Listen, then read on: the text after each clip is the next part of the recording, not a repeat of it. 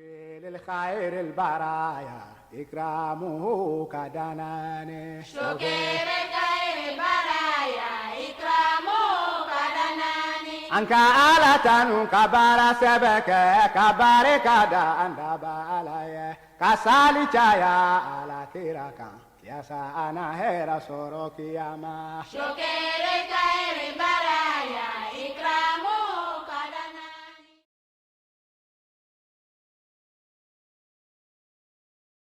Assalamu alaikum wa rahmatullahi wa barakatuh, chers téléspectateurs de la MTA francophone.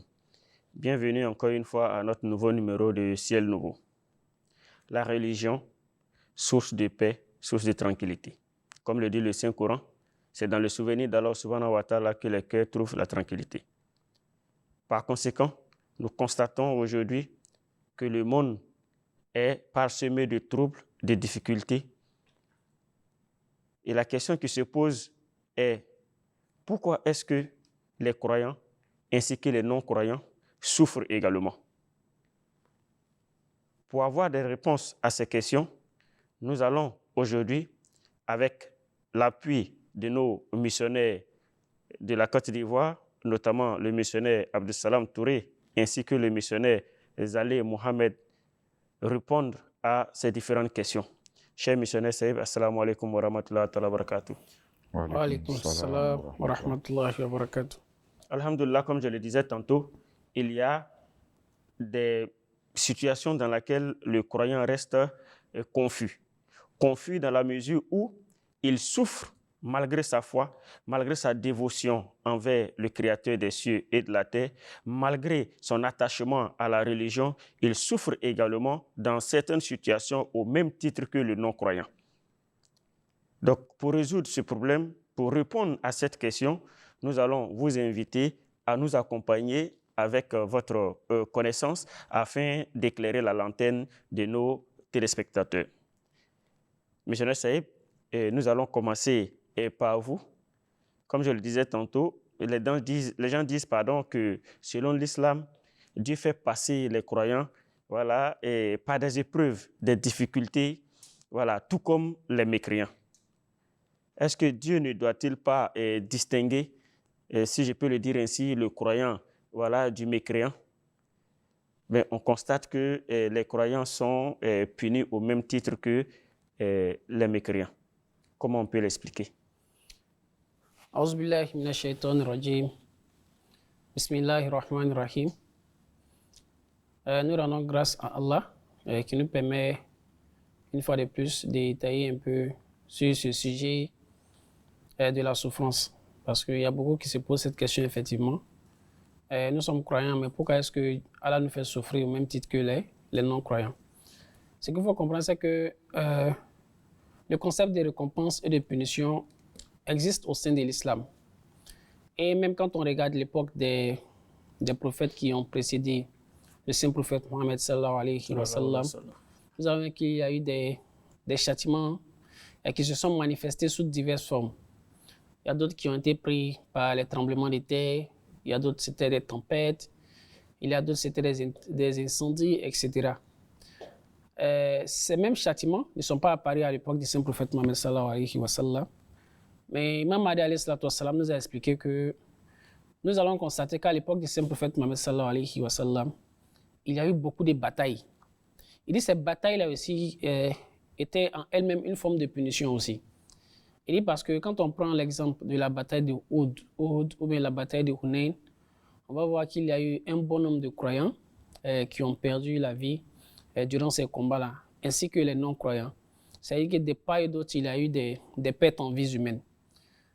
Donc, pour dire que si celle-ci devait impacter seulement que les mécréants, les musulmans auraient dû normalement survivre. Voilà. Ils ne devaient pas avoir de pertes en vies humaines au niveau des croyants, au niveau des musulmans. Donc, c'est pour dire que c'est tout simplement une règle de la loi de la nature qui a été établie par le saint prophète Mohammed sallallahu alayhi par Allah subhanahu wa ta'ala. C'est une règle qui a été établie par Allah subhanahu wa ta'ala, qui la souffrance de part et d'autre agit sur tout le monde. Quand ça vient, ça ne fait pas une distinction. On peut même donner l'exemple, par exemple, du soleil. Quand il sort, la lumière du soleil profite à tout le monde. Voilà, elle ne fait pas de distinction de lui, elle est croyant, il aura la lumière du soleil. Celui-là est mécréant, n'aura pas la lumière du soleil. Donc la souffrance vient un peu dans ce cadre-là. Mais ce qu'il faut comprendre, c'est que la vie la plus importante n'est pas celle que nous vivons maintenant. Parce que celle-là, elle est juste passagère. Voilà, nous vivons seulement un temps et nous passons. Donc la réelle souffrance est la récompense que nous aurons après cette vie-là. Par exemple, le mécréant, quand lui, il meurt dans une souffrance quelconque, ou bien quand il meurt dans un état, quelle sera sa récompense après cette vie-là? On voit que Allah subhanahu wa ta'ala va lui l'orienter vers l'enfer, et le croyant, lui, sera orienté vers le paradis. Donc, en quelque sorte, voilà la distinction que fera, qu'il y aura entre ces deux-là. Donc, ça veut dire que le croyant, il faudrait qu'il sache que cette souffrance qu'on mène ici-bas est juste une épreuve momentanée, à travers laquelle il faudrait qu'on passe, voilà, pour pouvoir vraiment mesurer le degré de notre foi, sinon pour vraiment savoir à quel niveau est-ce que nous sommes vraiment attachés à Allah subhanahu wa ta'ala. Et donc voilà un peu le concept de la souffrance. Pourquoi est-ce que de part et d'autre, les musulmans, sinon les croyants, ainsi que les non-croyants, souffrent au même titre. Maintenant, ce qu'il faut savoir, c'est que pour le croyant, quand on regarde le Saint-Coran, Allah subhanahu wa ta'ala nous dit par exemple, il dit ceux qui meurent ou qui sont martyrisés sur la voie d'Allah subhanahu wa ta'ala, ne dites pas de ceux-là qui sont morts. Pourquoi? Parce qu'en réalité, ils sont vivants. Ils sont vivants pourquoi? Parce que les actes que vous avez posés en tant que croyants, ces actes-là demeurent. Ces actes-là vivent après vous. Mais pour le mécréant, pour celui qui n'est pas un croyant, automatiquement, quand il meurt, les gens l'oublient. Quand on regarde l'histoire, on va voir que par exemple, à l'époque du Saint-Prophète Mohammed sallallahu alayhi wa sallam, il avait vraiment un ennemi de grand nom qui était Abu Jahal. Abu Jahal est quelqu'un qui a vraiment fatigué le Saint-Prophète Mohammed sallallahu alayhi wa sallam. Mais aujourd'hui, il est carrément oublié. Et mais quand on se rappelle de lui, on se rappelle de lui du côté négatif. Et on prend cela comme titre d'exemple ou bien de conseil qu'on donne à nos générations futures afin qu'ils ne retombent pas dans les mêmes erreurs. Donc, pour dire qu'automatiquement, lui, il a disparu. Mais le réel concept de la souffrance continue sur lui. Pourquoi? Parce que les actes qu'il a commis a fait qu'automatiquement, il souffre en réalité. Mais pour le croyant, les martyrs jusqu'à aujourd'hui, on ne fait que parler de leurs bienfaits, des actes qu'ils ont posés de façon positive. Donc, ça veut dire que ceux-là, ils vivent. Donc, leur souffrance était juste momentanée, c'est passé. Et aujourd'hui, même quand on regarde même le Saint-Prophète Mohammed sallallahu alayhi wa sallam, après le décès d'Abu Jahl, il y a son fils Ikrima qui se plaignait que les gens continuent de l'appeler. Lui, il est devenu musulman, mais les gens continuent de l'appeler par le nom de son père. Et il s'opposait. Il dit parce que son père a passé tout son temps à s'opposer à l'islam. Son père a passé tout son temps à s'opposer au Saint-Prophète Mohammed sallallahu alayhi wa sallam. Donc lui n'aimerait pas qu'on l'appelle par le nom de son père parce qu'aujourd'hui, lui, il est croyant. Donc on voit en réalité que ça, c'est une souffrance que ce dernier-là même endure. Parce que tes propres enfants même te rejettent à cause de l'action même que tu as commise. Donc pour dire que ce concept de la souffrance que nous vivons, il faudrait qu'on sache que ce n'est pas le but réel même recherché, mais le but réel, c'est le résultat que cela va produire après. C'est dans l'état dans lequel on va mourir qui est le plus important. Et pour le croyant, sachant que ce n'est pas une vie qui est limitée, cette souffrance-là, elle est juste éphémère, mais la vie d'après est ce qui est le plus important. Et nous allons continuer dans cette vie-là avec une vie de joie et nous serons vraiment reconnus parmi les ulis d'Allah subhanahu wa ta'ala. C'est ce qui est le plus important. Ok, vraiment merci beaucoup. Donc si je comprends bien dans votre intervention, la souffrance qu'endure le croyant en même temps que le mécréant, c'est que pour le croyant, on peut appeler ça, si je peux le dire ainsi, une épreuve. Voilà, qui va donner un résultat futur à Yaoum al-Qiyamah ou également ici.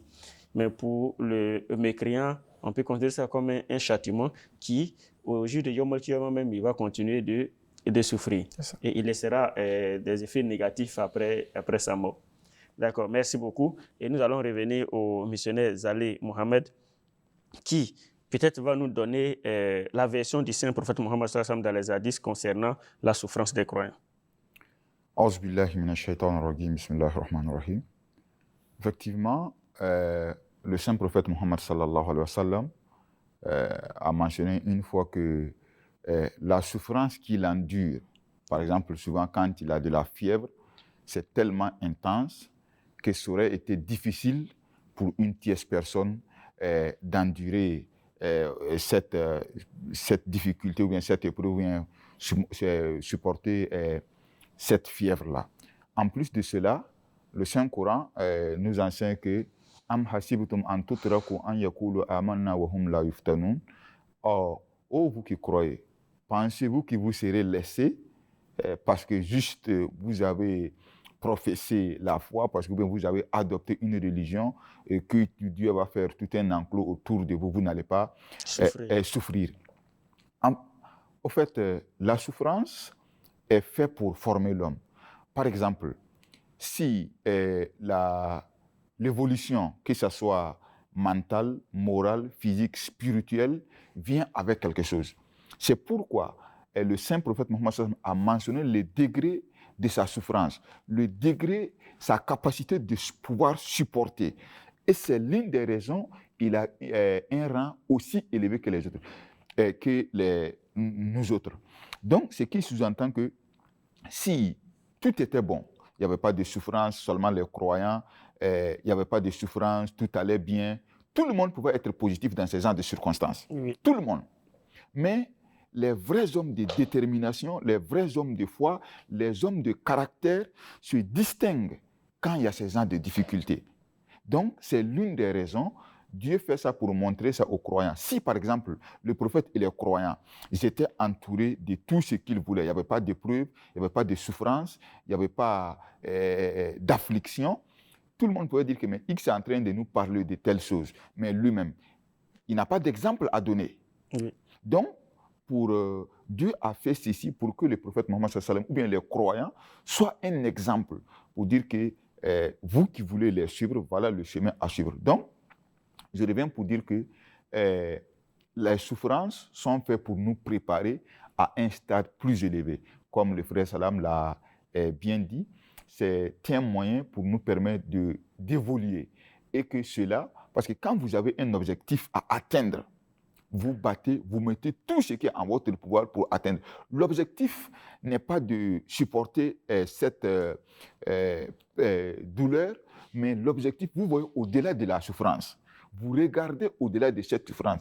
Après cette souffrance, qu'est-ce que je gagne en récompense? Donc, ça fait que ça vous donne une certaine attitude et un certain courage de surmonter cette épreuve-là. Parce que vous voyez de loin cette épreuve-là. Vous voyez cette épreuve-là comme si c'était un moyen pour atteindre un objectif. Et que vous l'acceptez avec volonté, avec détermination. Avec détermination. Par contre, c'est ceux qui ne croient pas en Dieu, eux, ils ne les voient pas de cette manière-là. Parce que pour eux, voilà, c'est juste un châtiment, il n'y a pas de récompense après ça. Donc, tous, on est dans la même situation, mais avec des visions différentes ou bien avec d'autres manières de voir les choses. Voilà un peu ce que je pouvais dire. Merci beaucoup et merci pour ces explications données. Maintenant, je vais me tourner vers le missionnaire Abdou Salam Touré parce qu'il y a quelque chose qui est un peu difficile dans notre vie quotidienne. Et par moments, on peut se retrouver avec des causeries ou soit des discussions avec certaines personnes qui sont certes religieux. Et souvent, c'est difficile de leur comprendre cette portée de la chose où le croyant peut souffrir au même moment que les non-croyants, parce que ceux-là, ils ont du mal à comprendre.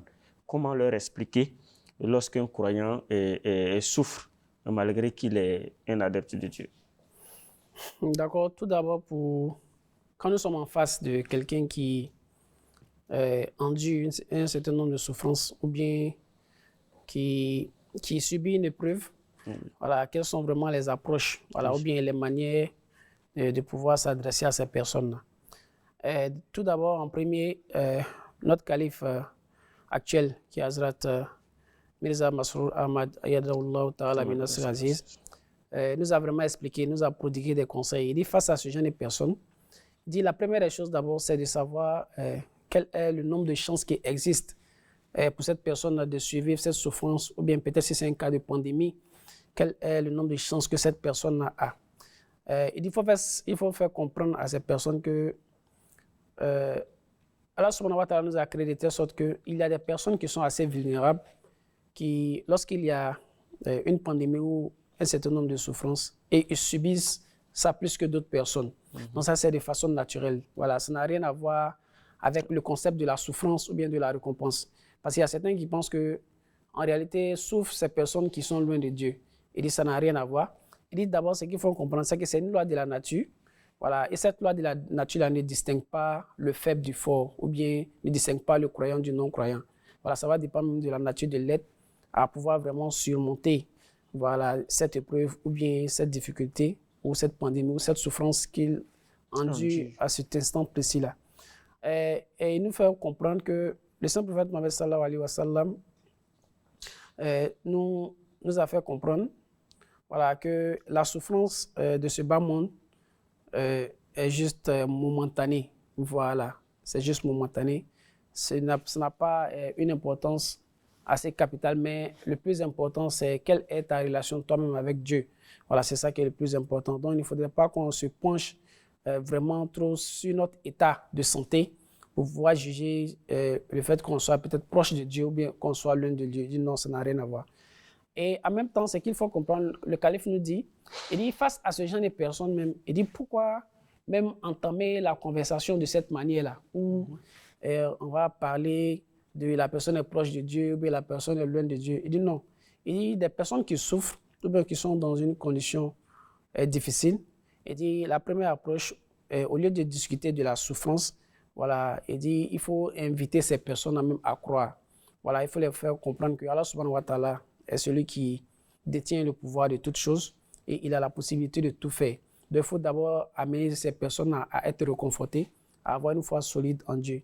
Voilà, il dit ceci est la première étape. Parlez-leur de la miséricorde, de la compassion de Dieu. Voilà, il dit une fois que cela est fait, la conversation doit suivre une séquence. Voilà, et la prochaine étape maintenant, c'est de faire comprendre à ces derniers-là que leur état actuel, voilà, n'a rien à voir avec la foi. Voilà, c'est juste une période momentanée, voilà, qui va sûrement passer. Voilà, le plus important, c'est quelle est toi-même ton approche ou bien quelle est ta relation avec Dieu et la récompense que tu auras plus tard. Donc, il faut se concentrer voilà, un peu sur ces niveaux-là. Il ne faut pas aller peut-être décourager la personne ou bien lui donner peut-être des nouvelles de manque d'espoir, mais il faut plutôt l'encourager, l'amener à croire, à lui faire comprendre que voilà, son état actuel va passer. Allah subhanahu wa ta'ala est celui qui vraiment a la possibilité voilà, de nous aider en toute situation. Inch'Allah. Et cela va vraiment réconforter ces personnes. Et Inch'Allah, ça pourra aller. Inch'Allah. Vraiment, merci beaucoup pour ces éclaircissements. Et missionnaire Zaleh Saïb, est-ce que vous pouvez nous éclairer sur le sujet de ceux qui veulent, si je peux le dire ainsi, devenir des spirituels sans pour autant adhérer à une religion? Alors, sa sainteté, Hazrat Mirza Masroor Ahmad Ayyadahullah Ta'ala bin Nasr al-Aziz, a répondu à cette question lors de la pandémie en 2019, voilà, oui. La pandémie de coronavirus. Effectivement, quand on regarde, la plupart, je pourrais même dire, 80% de la population mondiale s'éloigne un peu de la religion.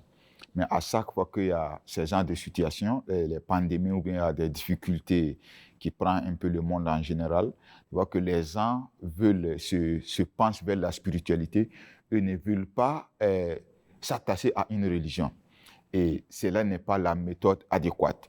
Parce que pour être un homme spirituel, Dieu a mis des canaux, des voies et moyens, c'est par lesquels vous devez passer pour avoir des étapes pour avoir la spiritualité.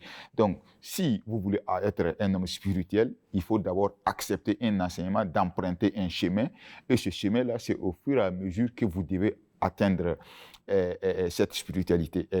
Au fur et à mesure que vous évoluez, vous atteignez la spiritualité. Mais si vous dites que non, je n'appartiens à aucune religion, voilà, donc je vais vivre comme bon me semble et espérer atteindre la spiritualité. C'est une loi qui gouverne le monde entier. Si vous voulez aller à un point A à un point B, il y a des voies et moyens que vous devez emprunter. Si vous voulez aller peut-être dans une ville, empruntez la voie qui mène vers la ville. Mais si vous asseyez dans votre salon et juste le pouvoir, l'imagination ou bien la volonté d'arriver à ce point-là, la volonté seule ne va pas vous amener. Donc, il faut mettre la main à la pâte et emprunter bien sûr le bon chemin. Donc, au temps de M. Premier, alayhi salatu wassalam, il y a un certain Abdul Hakim qui disait que non, voilà, on peut être spirituel sans pour autant adopter à une Et c'est ce qu'on entend partout. Hein. Voilà, effectivement, le M. Premier, alayhi salatu wassalam, lui a fait comprendre que ceci est une mauvaise notion de la religion. Parce que il faut passer d'abord par le saint prophète Mohammed sallam pour établir l'unicité de Dieu. Si vous ne passez pas par ce canal-là, tu ne peux pas avoir cette certitude-là. Parce que tout homme a besoin d'un maître. Dans chaque terrain, il faut avoir un maître, il faut avoir un modèle qu'il faut suivre. Mais si vous refusez d'apprendre auprès de ceux qui connaissent, alors vous allez faire des efforts, mais l'objectif recherché de la spiritualité ne peut être atteint. Donc la spiritualité, il y a un chemin, il y a des étapes pour atteindre. Donc il faut se rattacher à une religion qui est capable de vous amener à ce point, à ce niveau de spiritualité. Vraiment, merci beaucoup et c'est bien saisi. Il faut s'attacher à une religion afin de parcourir tout ce chemin-là pour atteindre la spiritualité. Jazakumullah, merci beaucoup, missionnaire Saïb. Nous allons revenir au missionnaire Abdussalam Touré, voilà, qui va peut-être nous donner soit une affirmation ou une infirmation si la souffrance est une entité à part entière par le Saint-Coran. Effectivement, une étude du Saint-Coran nous conduit à la conclusion que Dieu n'a pas créé la souffrance en tant qu'entité indépendante en soi, mais plutôt voilà, comme la contrepartie du plaisir et du confort.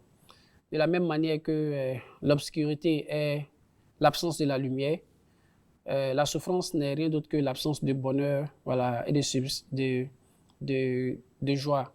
Voilà. Lorsqu'il y a la vie, voilà, il doit y avoir la mort.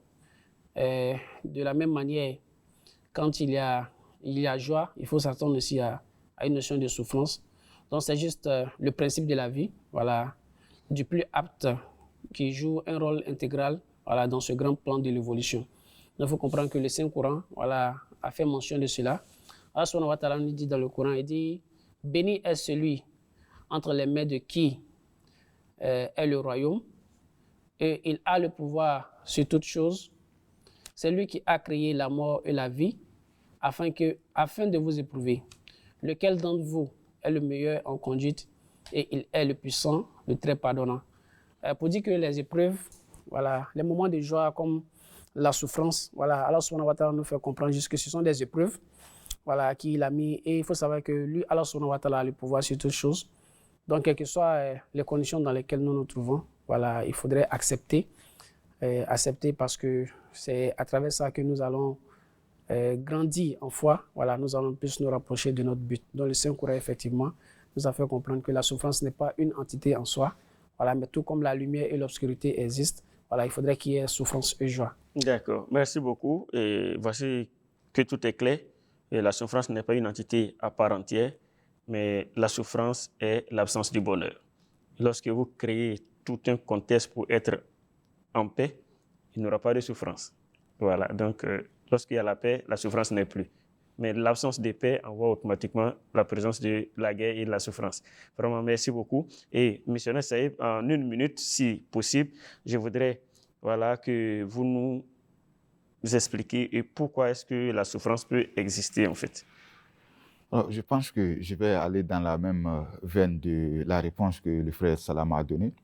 Vous voyez, ces versets, la souffrance est faite pour améliorer la vie. Par exemple, si je ne vois personne qui accepterait de dire que bon, je vais être comme une pierre qui n'a pas de parents, qui ne sent pas de la douleur, personne ne voudrait être à ce niveau-là. Donc, la souffrance est un moyen qui fait évoluer la vie. Par exemple, quand vous regardez, l'homme a commencé de l'état un peu petit et qu'arrivé à un moment, il a toute une famille qui l'entoure. Et le fait de prendre, et c'est ce qui l'entoure, ce qui l'aime, c'est ce qui rend la chose plus intéressante. Si par exemple, personne ne voudrait être comme, je pense, comme un ver de terre qui n'a pas de proches, qui n'a pas de famille, qui n'a pas de souffrance qu'on peut juste prendre pour aller pêcher des poissons. Personne ne voudrait être, même ceux qui ne croient pas en Dieu, personne ne peut dire que ouais, je voudrais être comme un arbre ou bien comme les vies, les choses existantes qu'on voit qui sont au niveau bas de l'être humain. Oui. Donc, c'est pour dire que si vous voyez le bonheur, c'est parce que la souffrance est là. S'il n'y avait pas de souffrance, le bonheur, le concept de bonheur n'allait pas exister. D'accord, merci beaucoup et merci, missionnaire Saïb. Et en 2 secondes, voilà, si je peux le dire ainsi, environ 2 à 3 secondes, voilà, si vous pouvez nous dire simplement si la souffrance ou soit la punition, pour ne pas dire la souffrance, est une rétribution ou une punition. La souffrance peut être associée, voilà, par moment à l'idée de la rétribution, de la punition, et par moment pas. Voilà, elle peut être associée parce que Allah subhanahu wa ta'ala a créé l'être humain de telle sorte que le choix qu'il porte dépend de lui. Voilà. Contrairement peut-être aux animaux, on ne peut pas trop détailler sur leur comportement pour voir quelle est la place du choix dans leur comportement ou dans leur vie. Mais en ce qui concerne l'homme, voilà, il faut savoir que les actes qu'il pose, voilà, il est lui-même responsable de cela. Donc, dans ce sens-là, on peut dire que la rétribution est associée à l'idée de la punition. Et la souffrance est associée à l'idée de la punition. Mais par moment aussi, on verra que il y a des personnes, par exemple, qui souffrent, mais qui ne sont pas eux-mêmes auteurs directement de cette souffrance-là. Nous prenons, par exemple, l'exemple d'un enfant qui naît avec un problème ou une déformation. On verra que ce problème-là, ce n'est pas directement lié à un truc que l'enfant lui-même a commis. D'accord. Voilà, ça pourrait être une faute qui a été commise de la part des parents ou bien peut-être même une erreur quelque part qu'ils ont commis de façon volontaire ou involontaire qui a impacté sur l'enfant. Donc à cet instant-là, on ne dira pas que cette souffrance-là est liée peut-être à l'acte. Donc ça va dépendre du contexte. Voilà, il va falloir vraiment expliquer, donner même des exemples voilà, précis dans chaque cas. Parce que par moment, ça peut être associé, mais par moment aussi, voilà, on ne peut pas. D'accord. Merci beaucoup, missionnaire Saïb. Nous sommes au terme de notre émission. Chers téléspectateurs, merci de nous avoir suivis. Assalamu alaikum wa rahmatullahi wa barakatuh.